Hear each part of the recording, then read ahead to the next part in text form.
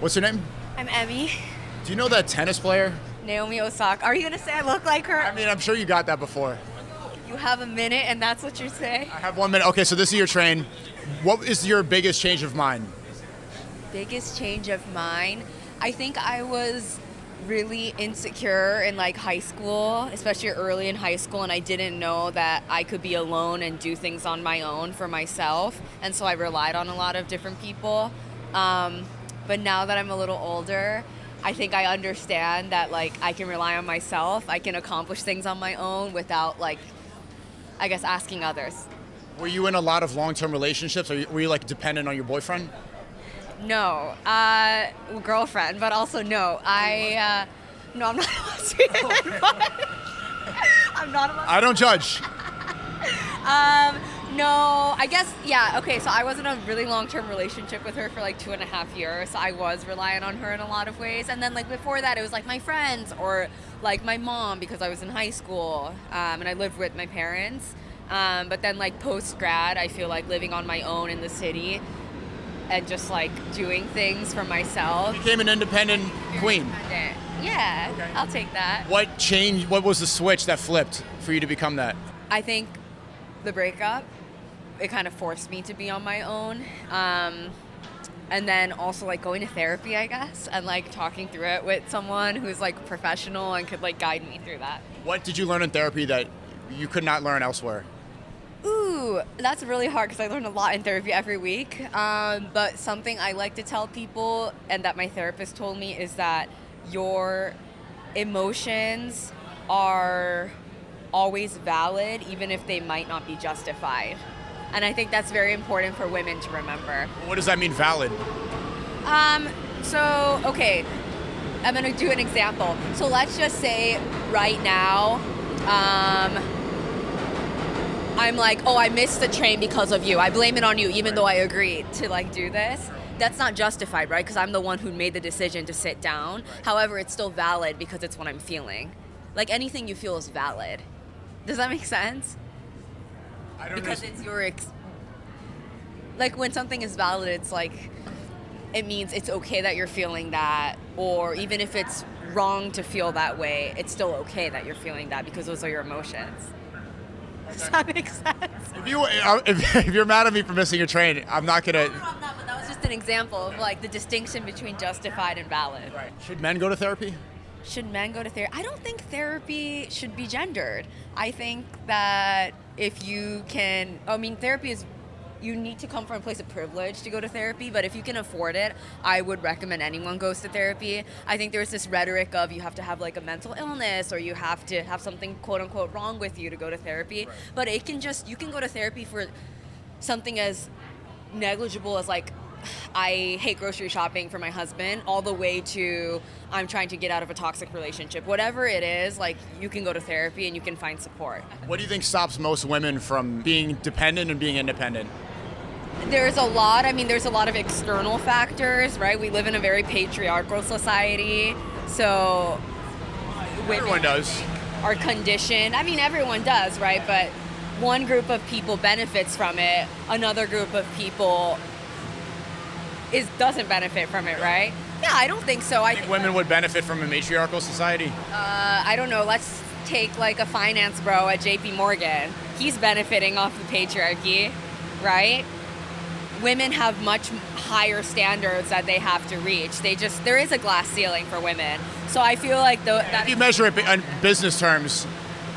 I mean, but even the expectation that like women should stay at home and cook for their husband, take care of their husband, something like that, right, is a deep-seated belief that's rooted in centuries of patriarchy. Is the patriarchy bad? Is the patriarchy bad? Let's say that women not having equal opportunities simply because of their gender, which is something that they can't control, right? I mean, nowadays you can.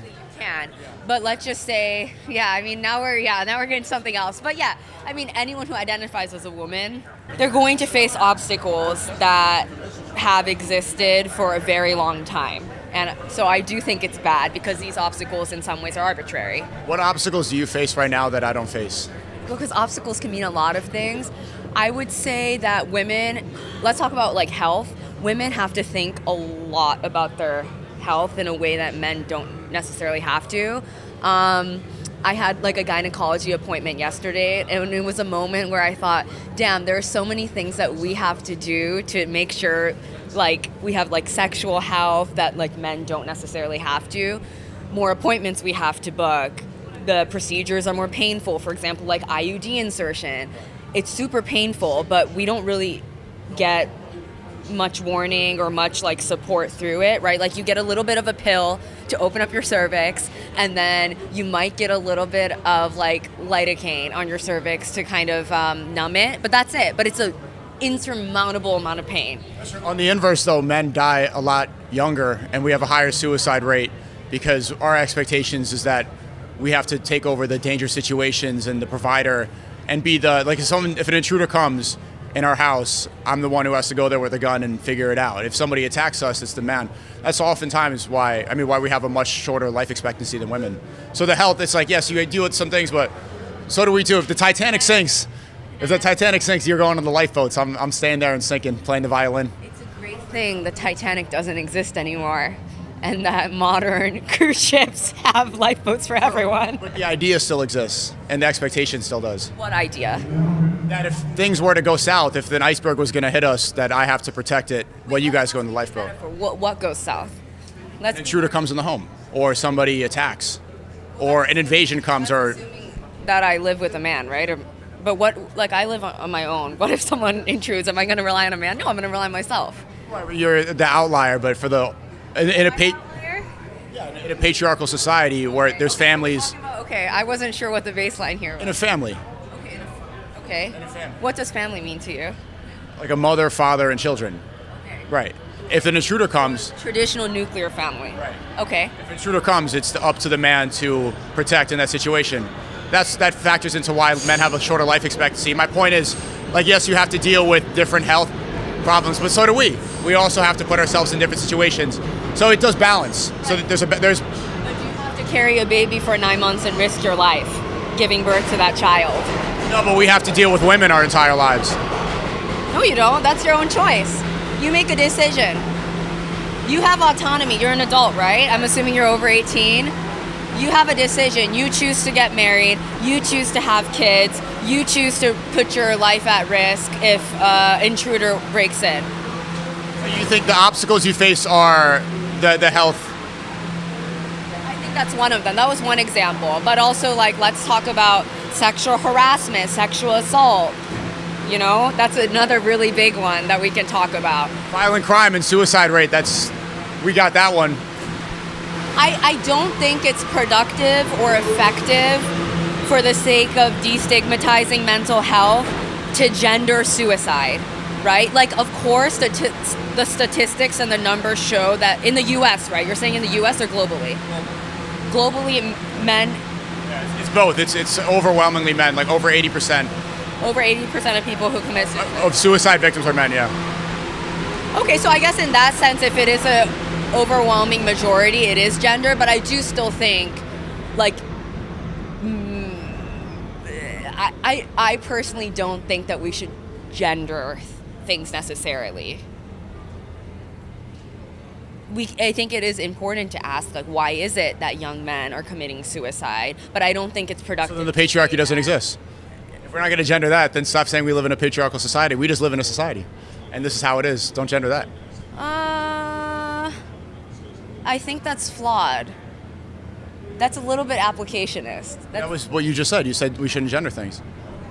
Right, in an ideal world, there's a difference between an ideal world for me saying I don't think we should gender things and saying as a woman right now, just objectively, statistically, ask a sociologist, ask an anthropologist, right? I'm neither of those things. Even ask a scientist, right? Women are at a disadvantage for a lot of different reasons. Just because men statistically commit more suicide doesn't mean the patriarchy doesn't exist, right? Just following your line of logic that we shouldn't gender everything. Line of logic. You said we shouldn't gender things. But that doesn't mean the patriarchy doesn't exist, though. You're gendering it. Now we're in a cyclical argument. So I guess we can move on.